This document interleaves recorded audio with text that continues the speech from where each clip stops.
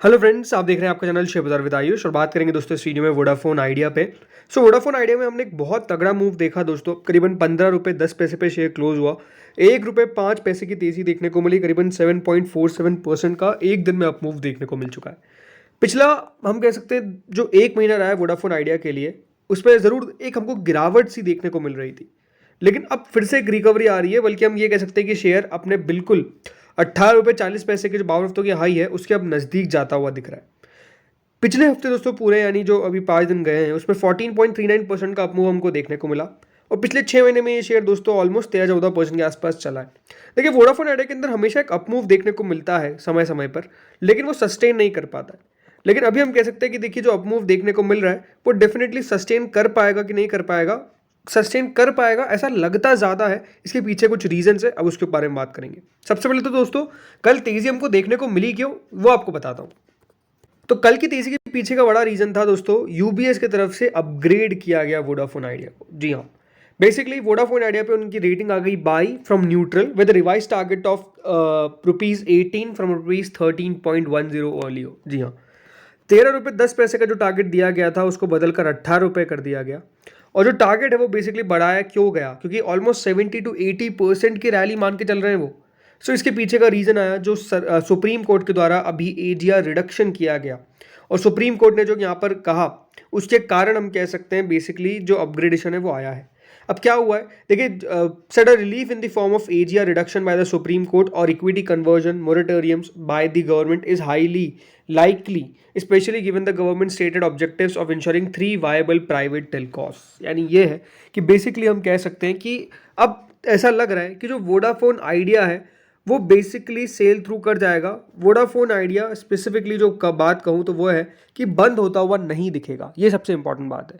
जो Vodafone idea की दोस्तों हम कह सकते हैं ऊपर काफ़ी सारे काले बादल थे, और बादल वो वाले थे कि वोडाफोन आइडिया को क्या बंद तो नहीं करना पड़ जाएगा। लेकिन आई थिंक जिस तरीके से इनका एफपीओ हुआ, आई थिंक उस एफपीओ ने बहुत ज़्यादा कॉन्फिडेंट हम कह सकते हैं बिल्ड किया है, not only between investors but brokerage में भी ये बिलीव हुआ है कि बेसिकली जो कंपनी है वो बंद तो नहीं होने वाली है, क्योंकि सरकार का भी इसके ऊपर हाथ है, सरकार का भी हम कह सकते हैं साथ है। अगर गवर्नमेंट चाहती तो डेफिनेटली दोस्तों वोडाफोन आइडिया कुछ भी नहीं कर पाता, बट गवर्नमेंट चाहती कि एटलीस्ट 3 प्लेयर्स रहे, राइट। 2 प्लेयर्स आपको पता ही है कौन सा है, पहला है दोस्तों एयरटेल और दूसरा कौन सा है, जियो। तीसरा वोडाफोन आइडिया रहेगा, ये ऑलमोस्ट एक क्लैरिटी दिखने को मिली। दूसरी चीज़ क्या हुई, दूसरी चीज़ हुई जो सुप्रीम कोर्ट के द्वारा हम कह सकते हैं जो एजीआर रिडक्शन जो यहाँ पर कहा गया, जो बेसिकली जिनको नहीं पता है पूरी इन्फॉर्मेशन, तो आप देख सकते हैं क्या है। Supreme court gives telcos around 3000 crore of savings. Basically supreme court का यहाँ पर हम कह सकते हैं जजमेंट निकल कर आया, और इसमें क्या कहा गया, the apex court has waived off the interest levy on tax arising from its October 2023 ruling that set annual licence fees paid by the telcos would be treated as capital expenditure which are not tax deductible। मतलब basically supreme court ने इनके लिए फ़ायदा कर दिया, क्योंकि otherwise इनको और भी ज़्यादा दोस्तों पैसे देने पड़ जाते हैं। लेकिन 3000 करोड़ अब यहाँ पर वेव ऑफ कर दिए गए, यानी सुप्रीम कोर्ट ने कहा है कि अब इनको पे करने की ज़रूरत नहीं है। हम कह सकते हैं ये एक सबसे बड़ा फायदा हुआ। अदरवाइज अगर इनको ये पैसा पे करना पड़ता, इसमें दोस्तों मेजर कंपनीज कौन सी थी, भारती एयरटेल, वोडाफोन आइडिया और टाटा कॉम, इन सबको ऑलमोस्ट 3000 करोड़ रुपए की सेविंग्स इसलिए कहा गया कि यहाँ पर सुप्रीम कोर्ट के जजमेंट से ये इनको फायदा हो गया। और इसलिए दोस्तों फिर यूबीएस की जो रिपोर्ट आती है वो और ज़्यादा हम कह सकते हैं सही साबित होती है, बिकॉज उनका द्वारा ये साफ साफ कहा गया, Vodafone Idea is based on 50% probability of AGR dues waiver while other relief measures such as spectrum due cancellation, deferral or equitization are also possible. UBS believes those as less likely and hence do not build them in its base price target calculations। Vodafone Idea वो मान के चलते हैं कि देखिए mostly leverage है to any such relief, yet the stock is trading at a similar 1 times FY26 EV, 11 times माफ करिएगा, as Airtel and Jio। We believe risk reward is attractive going into any such announcement and upgrade to buy।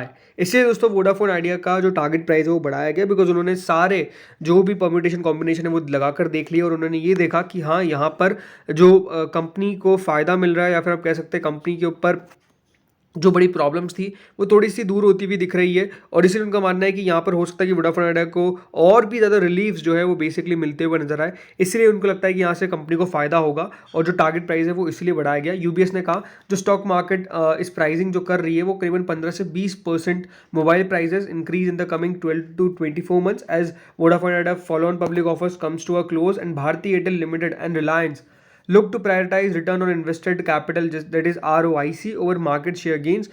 UT maintained its neutral rating on Bharti Airtel and Indus Tower, but Indus tower और Bharti Airtel पे neutral rating थी, लेकिन Vodafone idea पे buy rating कर दिया गया because उनको लगता है कि यहाँ से ये स्टॉक अंडर वैल्यूड है और इसलिए तेजी यहाँ पर होगी। बाकी तीसरी चीज का एक और कारण था कि दोस्तों जो एरिक्सन है, Ericsson India in talks with Vodafone Idea for a 5G deal, ये भी खबर निकल कर आई।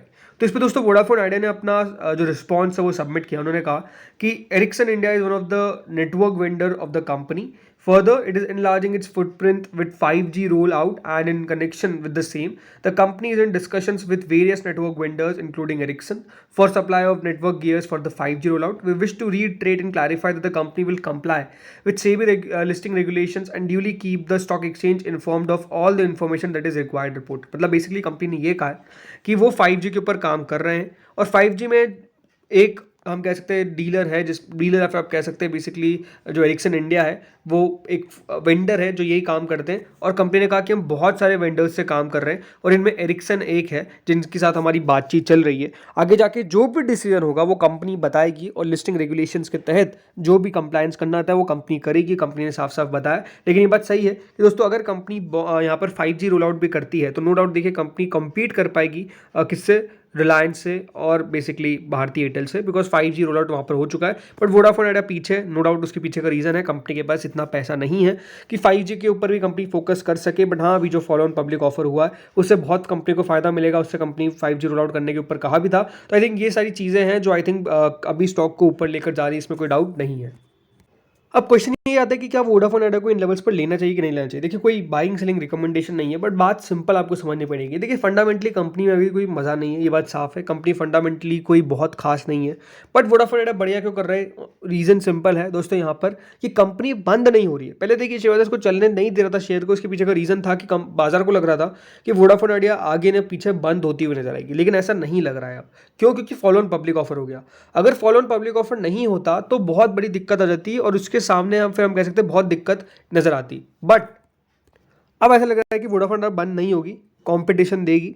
कितना दे पाएगी वो तो हमको आने वाले समय बताएगा, लेकिन बहुत सारी चीज़ें हैं जो भी हम कह सकते हैं वोडाफोन आइडिया के पक्ष में जा रही है। तो बेसिकली ज़्यादातर क्या है, ये न्यूज़ बेस्ड आपको चलता हुआ देखने को मिल रहा है रादर देन मैं कहूँ कि फंडामेंटली। और अगर न्यूज़ और पॉजिटिव आती गई तो स्टॉक डेफिनेटली दोस्तों और ऊपर जाता जाएगा, इसमें कोई डाउट नहीं है। तो ये है कि यहाँ पे न्यूज़ ड्रिवन स्टॉक है, बट मेरे हिसाब से यही ज़रूरी बात है कि देखिए किन इन लेवल्स पर कितना टिक पाएगा वो देखने वाली बात होगी। जैसा मैंने आपको बताया कि मूव आया है, राइट, पहले यहाँ तक गया, फिर ऑलमोस्ट जस्ट अपना 52 हफ्तों का हाई बनाया और फिर दोस्तों फिर नीचे चले गया। तो ये जो गिरावट हमको देखने को मिलती है लगातार इसके अंदर, ये गिरावट एक बेस तो बना रखा है इसने। नीचे में क्लियर है कि ये नीचे में अभी तक नहीं गया है 12 रुपये के नीचे हाल फिलहाल के अंदर। तो अगर 12 रुपये के नीचे नहीं गया तो एक सपोर्ट तो बना हुआ है इसके अंदर। ऊपर में रेजिस्टेंस जरूर है और एक छोटा रेजिस्टेंस जो स्टॉक का था वो बेसिकली इसने कल क्रॉस कर दिया। सो मतलब ये है कि अब अगर 15 रुपये के ऊपर टिक पाता है तो ये पॉसिबल चांसेस है कि टेक्निकली 16-17 रुपये जाएगा ही जाएगा। बट लेट्स सी होता क्या है। 15 रुपये 70 पैसे का इसका फ्राइडे का हाई था, वहाँ से जरूर हमको थोड़ी बहुत प्रॉफिट बुकिंग देखने को मिली। But let's see next resistance कौन सा होगा। अगेन 15.70 जो हाई था इसका फ्राइडे का, वो अगर क्रॉस करेगा तो 16 रुपये के लेवल इसके अंदर कंफर्म देखने को मिल सकते हैं। बाकी नीचे में अगर ये 14 रुपीज़ के नीचे फिर स्लिप हुआ तो वही कंसोलिडेशन हमको देखने को मिलेगा। तो लेट्स सी आगे होता क्या है। इस वीडियो में दोस्तों इतना ही था। होपफुली आपको वीडियो बढ़िया लगा होगा। Thank you friends for watching this video.